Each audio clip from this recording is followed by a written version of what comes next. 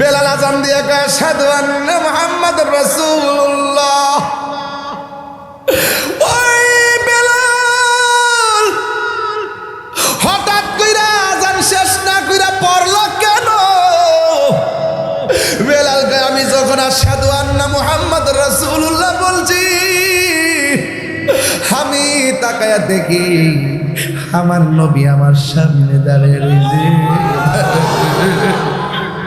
আমার নবীর দেখা আমি আর থাকতে পারি না রে, থাকতে পারি না, থাকতে পারি না। এই জন্য আমি বললাম বেলালের চেহারাটা ছিল কালো, বেলালের দাঁতগুলো ছিল উঁচা উঁচা, বেলালের জিহ্বাটা ছিল খাটো নিগ্রুর মতন চেহারা। কিন্তু দেখা গেল হযরতে বেলাল ইসলামের প্রথম মুয়াজ্জিন হয়ে গেছে। আমার নবী বলে, বেলাল রে, হাসরের ময়দানে উটের উপর আমি উঠলে উটের রশিটা তোমার হাতে থাকবে, আমি নবী সবার আগে জান্নাতে ঢুকবো, পিছনে পিছনে তুমি বেলাল ঢুকবে।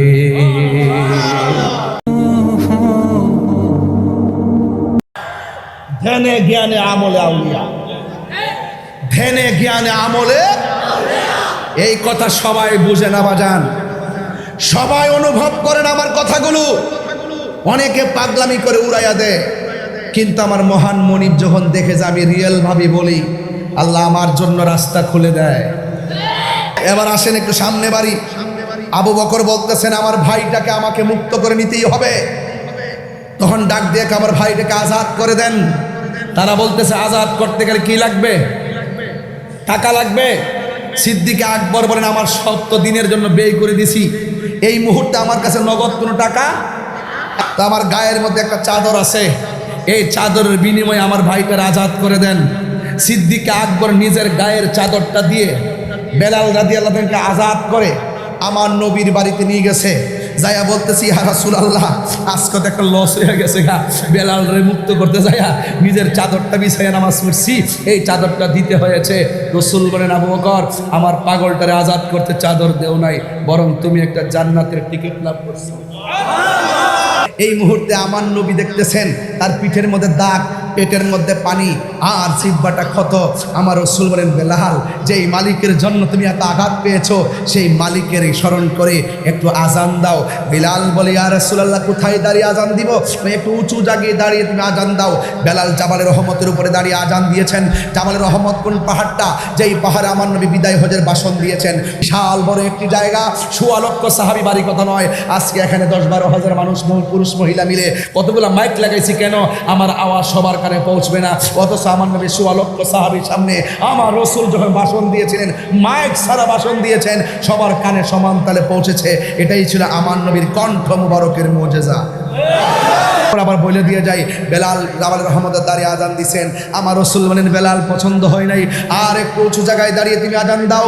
বেলাল তখন আর একটা পাহাড়ে দাঁড়িয়ে আজান দিয়েছেন, যেই পাহাড়ের নাম হলো জাবাল আবু কুবাইস। সেই পাহাড়টা কোনটা? খানে কাবা, সাফা, মারওয়া এবং আবু জাহিলের বাড়িটা পারিয়া রাসূল করিম সাল্লাল্লাহু আলাইহি ওয়াসাল্লাম যেই ঘরের মধ্যে শুভাগমন করেছেন, সেই ঘরটার পাশে হলো জাবাল আবু কুবাইস। যেই পাহাড়ের মধ্যে দাঁড়িয়ে রাসূল আকাশের চাঁদকে 2 খণ্ড করেছেন, ওই জায়গায় গিয়ে বেলাল আজান দিয়েছেন। সেই জায়গায় আমার মাকে নিয়ে আমি গিয়েছিলাম, আম্মারে বলেছিলাম আম্মা, এটা হলো রাসূল পাক সাল্লাল্লাহু আলাইহি ওয়াসাল্লামের শুভ আগমনের ঘর, ওখানে যাওয়া যাবে না, নিষেধ আছে। রাসূল আম্মা ডাক দিয়া কয়, পুত্রে, নিষেধ তো সৌদি কানুন, এটা তো আল্লাহর নিষেধ না, হাদিসেরও নিষেধ না, কি কস না কস বাদ দে। একটা দৌড় মারছে, দৌড়াইয়া যায় আর ঘরের ভিতরে ঢুকতে গেছে। গিয়া দরজার মধ্যে ধৈর্য এইভাবে চুমান শুরু করছে। আম্মাকে কিছু বলে নাই। তখন আমি বুঝলাম যে আসলে ইমানের পাওয়ার এমন জিনিস যেখানে মাঝখানে কোনো বাধা তাকে আটকে রাখতে পারে না। কথা বলেন ঠিক কিনা? এরপরে আসুন দেখি, জাবালে কুবাইসের উপর দাঁড়িয়ে আজান দিল। রাসূল বলেন বেলাল, আমার মনে হয় আর একটু উঁচু জায়গায় দাঁড়িয়ে তুমি আজান দিলে বেটার হবে, এই জন্য আমি নবীর কাছে ভালো লাগবে। বেলাল রাদিয়াল্লাহু তাআলা আনহু, ইয়া রাসূলুল্লাহ, জাবালের রহমতে আজান দিলাম, পছন্দ হয় নাই, জাবালে কুবাইসের মধ্যে আজান দিলাম, পছন্দ হয় নাই, এখন আমি তো আর উঁচু জায়গা দেখি না। রাসূল ডাক দিয়ে কয়, তুমি দেখো না কেন? এই যে খানে কাবা শরীফটা আছে, এই কাবা তো অনেক উঁচা, ওখানে দাঁড়িয়ে তুমি আজান দাও। ইয়া রাসূলুল্লাহ, কোটি কোটি মানুষের কাবাকে আমার পায়ের নিচে রাখবো আর আমি আজান দিব, এটা কেমন করে হয়? আমার রাসূল বলেন বেলাল, ভুলে যেও না, তোমাকে যিনি হুকুম করেছেন তিনি কাবারও কাবা।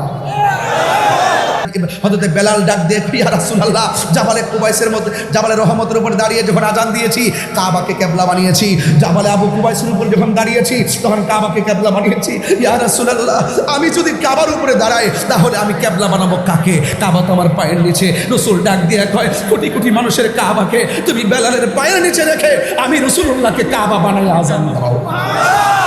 আর বেলাল যখন আজান দিল তখন মুনাফিকরা বলল, এ কেমন মুয়াজ্জিন বানাইছে যার জিহ্বা দিয়ে আশহাদু আল্লাহ বলতে পারে না। আসলে বলবে কিভাবে? তার জিহ্বা তো আগুন লাগিয়ে তেতলাইয়া দিয়েছে, এই জন্য শিন উচ্চারণ করতে পারে না, সিন উচ্চারণ করেছে। এবার রাসূল ডাক দিয়ে কয়, আমি মুয়াজ্জিন বানিয়েছি, একটা কাজ করো, তোমরা যদি এর চাইতে ভালো মুয়াজ্জিন পাও তাইলে বানায় আজান দাও। এবার মাগরিবের নামাজ গেল, আশার নামাজ গেল, ফজরের নামাজের টাইমে নতুন মুয়াজ্জিন আজান দিল। আজান দেওয়ার পরে সুললিত কণ্ঠে আজান দিল, কিন্তু সূর্য আর উঠে না, পাখিরা আর আওয়াজ করে না, কিচিমিচি আওয়াজ শোনা যায় না। এবার দেখতেছে রাত বাড়তেছে, সকাল তোর হয় না, সকাল তোর হয় না, সকাল তোর হয় না, সকাল তোর হয় না, সকাল তোর হয় না। এবার ডাক দিয়ে কয়, সমস্ত মানুষ গিয়ে রাসূলুল্লাহর কাছে গিয়া বলে, ইয়া রাসূলুল্লাহ, আজান তো দেওয়া হয় না টাইম মতো, ফজর দি হয় না।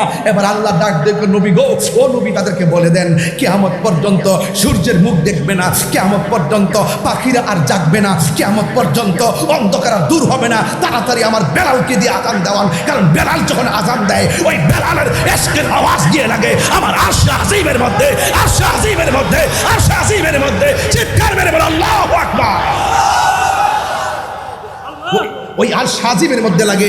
বেলাল তখন আজান দিলেন, কিচিমিচি আওয়াজ হলো, আসমানে সাজ রব, ওই দেখো কে হলো রে, কিচিমিচি পাহাড়গুলো সবুজ শ্যামল, এই যে এই আওয়াজগুলো, কিচিমিচি আওয়াজ, পাখির কুচকাওয়ালি আওয়াজ, এবং সকালবেলার একজন সূর্য মামা উকি দিল আর সকাল হয়ে গেল।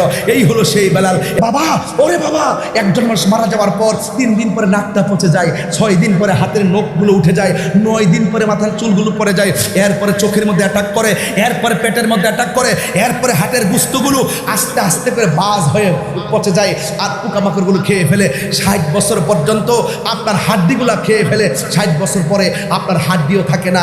এটাই হলো আপনার ইতিহাস, এটাই হলো আমার ইতিহাস, এটাই হলো আপনার বাবার ইতিহাস, এটাই হলো আপনার দাদার ইতিহাস, এটাই হলো আপনার ভাইয়ের ইতিহাস, এটাই হলো আপনার বোনের ইতিহাস। কিন্তু আরেকটা খবর দেখেন, 750 বছর পরে আবার এক আল্লাহর ওলি শুয়ে রইল, একটা পশমও পড়ে নাই, একটা মাটিও ধরে নাই, একটা দেহ পচে নাই। এর কারণটা কি? আমার দেহ মাটি খেয়ে ফেললো আর তার দেহে মাটি স্পর্শ করে নাই। তার কারণটা কি? তার কারণটা হলো এই দেহের ভিতরে একটা গোশতের টুকরা আছে, এটার নাম হলো ওয়াহিয়াল কালব। এই কালব যখন পবিত্র থাকে দেহের ভিতরে আজরাইলে ছয় না, মাটিও ছয় না, জমেও ছয় না, পোকামাকড় খায় না, কিয়ামত পর্যন্ত সে যেমন থাকবে তেমনই থাকবে। তাহলে বোঝা গেল ফুলের সৌরভ, মানুষের গৌরব চিরদিন থাকে না। বেলাল যখন আজান দেয়, বেলালের ইশকের ধাক্কা গিয়ে লাগে আরশে আজিমের মধ্যে। এই বেলাল কেমন বেলাল জানেন? এই বেলাল সর্বপ্রথম হাসরের মাঠ যখন কায়েম হবে, যখন নবীজি কসওয়া নামক উটের উপরে বসবে, ওই উটটা যাবে বেহেশতে। যেই উটে রসুল চলতেন, উটের গলার মধ্যে একটা রশি থাকবে, এই রশিটা হযরতে বেলালের হাতে থাকবে। রসুল ঢুকবে জান্নাতে, পিছন পিছন বেলাল ঢুকবে। আজকে আমার দেশের অনেক ভাইয়েরা মুয়াজ্জিনদের ধমক মারে, ইমাম সাহেবদের ধমক মারে। প্লিজ মুয়াজ্জিনকে ধমক দিবেন না। হাসরের মাঠে মুয়াজ্জিনের চেহারা সবার মাথার উপর দিয়ে নূরে চমকাবে। আপনি কাকে ধমক দেন? 5,000 টাকা বেতন দেন না, 10,000 টাকার ধমক মারেন। প্লিজ ইমাম সাহেবের ধমক দিবেন না, সাবধান করে দিলাম, কখনো ধমক দিবেন না। আজকে ইমাম সাহেবদেরকে মূল্যায়ন করতে চান না, সমাজের মানুষদেরকে বলবো ইমামকে নেতা হিসেবে সবার অগ্রে রাখবেন। একটা কাজ করবেন, ইমাম সাহেবকে বলবেন, একটা দোয়া করবেন, ইমাম সাহেবকে বলবেন, একটা দিনের কাজ করবেন, ইমাম সাহেব থেকে পরামর্শ নেবেন। আর কথা কোন ঠিক না বেটে? ইমাম সাহেবের সম্মান দরকার আছে না নাই? আরো জোরে আছে না নাই? এবার বেলাল রাদিয়াল্লাহু তাআলা চিনি কোন বেলাল? তিনি হলো সেই বেলাল যেই বেলাল রাসূলুল্লাহ ইন্তেকাল করার পর মক্কা থেকে চলে গেছে দামেশকে। চলে যাওয়ার পর আর কোনো খবর নাই। 1 দিন 2 দিন 3 দিন 40 দিন পরে আমার রাসূল স্বপ্নে দেখায়, বেলাল তুমি যে আমি চলে যাওয়ার পর তুমি যে মদিনা ছেড়ে চলে আসছো, কারণটা কি? ভাই আমি মেহেরাবাজারে আজান দিব, যেখানে আপনি সামনে নামাজ পড়াতেন আমি পেছন থেকে ইকামত দিতাম, আজকে আমি ইকামত দিব, সামনে নবী থাকবে না, এটা আমি সহ্য করতে পারবো না, তাই আমি মদিনা ছেড়ে দিয়েছি।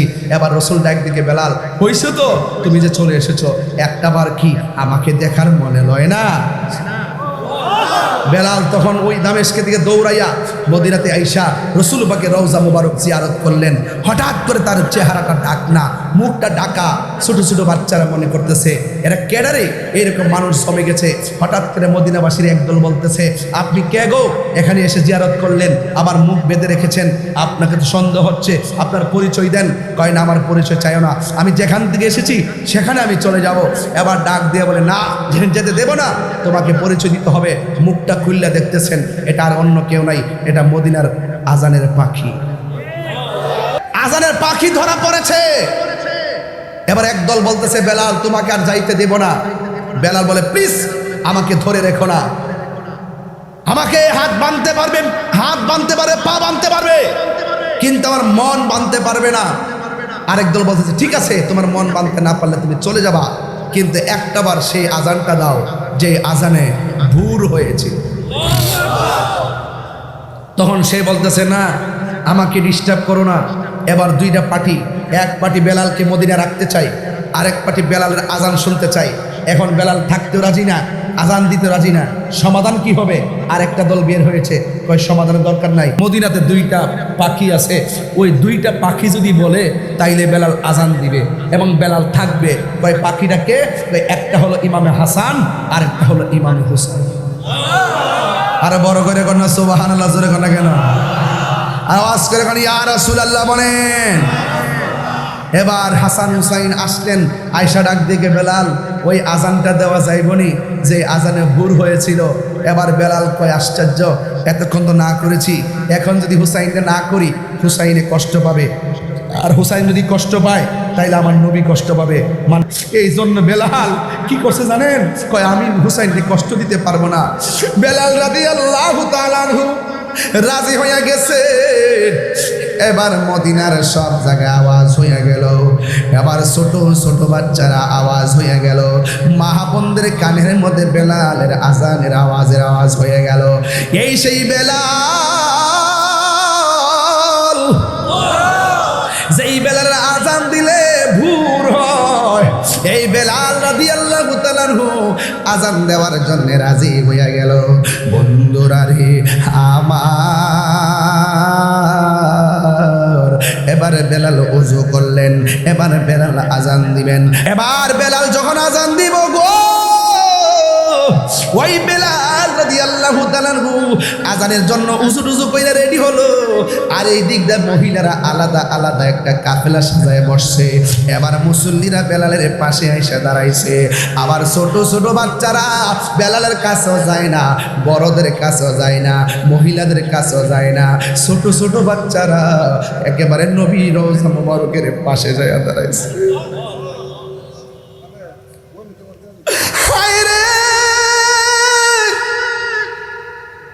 কেমনে আমি বুঝাইতাম বেলাল? ছোট ছোট বাচ্চারা নবী রওজার পাশে যায় দাঁড়াইলো। মুরব্বীরা কয়, ও পোলাপান ওখানে কেন? বেলাল তো এখানে আজান দিবে, সবাই এখানে, তোমরা এখানে আসো। কয়, না না, আমরা এখানে আইতাম না। আমার মা কইছে বেলাল রাদিয়াল্লাহু তাআলা আনহু নবী ইন্তেকালের পরে বেলাল মদিনা ছাইরা চলে গেছে নবীর বিরহে। আজকে বেলাল আজান দিব, আমরা ছোট ছোট পোলাপানের মন বলতেছে বেলাল যখন আজান দিব আমার নবী রওজা মুবারকের ভিতর থেকে বাহির হয়ে আসবে। এই জন্য আমরা নবী রওজার পাশে বেলাল আজান দিলে আমার নবী রওজার ভিতর দিকে আসবে। নবীরে দেখবার লাগে আমরা নবী রওজার পাশে আসছি, নবীকে দেখার জন্য রওজা মুবারকের পাশে আসছি। হে আমার বাবা, বেলাল এখন আজান দেওয়ার জন্য আস্তে আস্তে সিঁড়ি দিয়ে উঠতেছে, পা দুইটা থরথর করে কাঁপতেছে। কেমনে আমি আজান দিব? উঠো বিল্লাল মিনারাতে, সময় বয়ে যায়, আজান দাও মধুর সুরে, শুনবার মনে চায়। বেলাল আজান দিয়ে কয়, আশহাদু আন্না মুহাম্মাদুর রাসূলুল্লাহ। ওই বেলাল হঠাৎ কইরা আজান শেষ না কইরা পড়ল কেন? বেলাল কয়, আমি যখন আশহাদু আন্না মুহাম্মাদুর রাসূলুল্লাহ বলছি, আমি তাকায়া দেখি আমার নবী আমার সামনে দাঁড়িয়ে রয়েছে।